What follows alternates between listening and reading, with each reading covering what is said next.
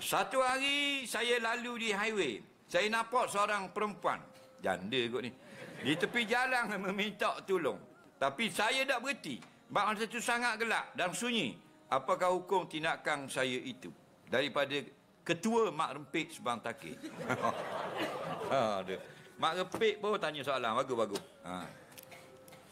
Bila kita diminta pertolongan, wajib tak kita tolong?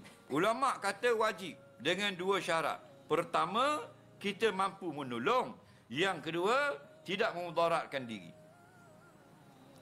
Sebab tu kalau ada orang lemah, nampak? Ada orang lemah. Okey?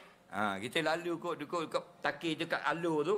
Nak tolong, tolong. Lemah, kita lemah. Kita pandai berenang.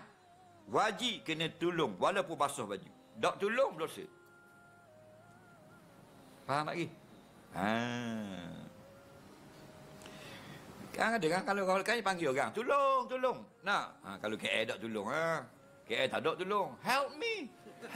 KL berani dia. Faham tak? Oh, help me. Muka macam lagu. Faham?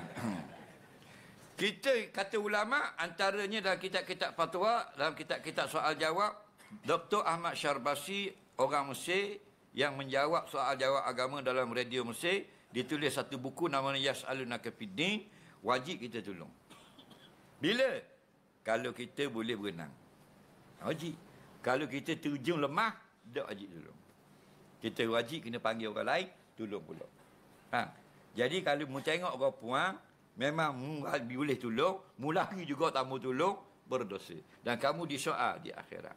Tapi kalau tengok kejadian yang banyak berlaku sehari dua ni, digunakan orang puang untuk minta tolong, bila kita berhenti dia mari ropok sambung kita, maka kita takut jadi kemudaratan, kita lari, tidak berdosa. Tengok wakil, tengok keadaan. Betul tak? Sebab kalau orang lelaki siapa nak berhenti tolong? Betul tak? Sebab ropang ni orang muda siang. Betul tak? Kalau ayah haji Tok Siok, umur 83, gohik biskar, tepuh dengan awek naik skuter. Dua-dua rebah.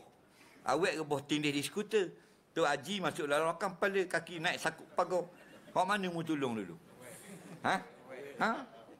Kerana tengok Pak Haji dia lama dah hidup.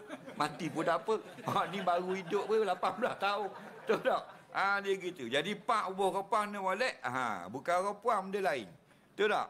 Jadi kalau memang sahih dah repang, memang perlu sungguh. Saja jahat kita tak mau tolong, berdosa. Bila kita mampu tolong dan dia tidak memudaratkan kita.